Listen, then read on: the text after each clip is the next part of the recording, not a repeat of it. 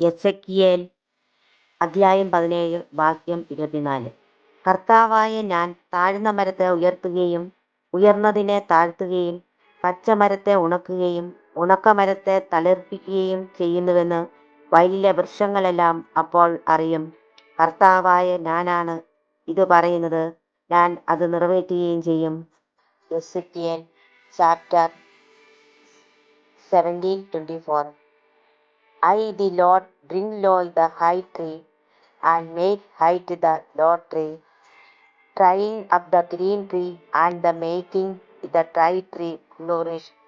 I, the Lord, have spoken, and I will do it. एसेकिएल वचन 17:24.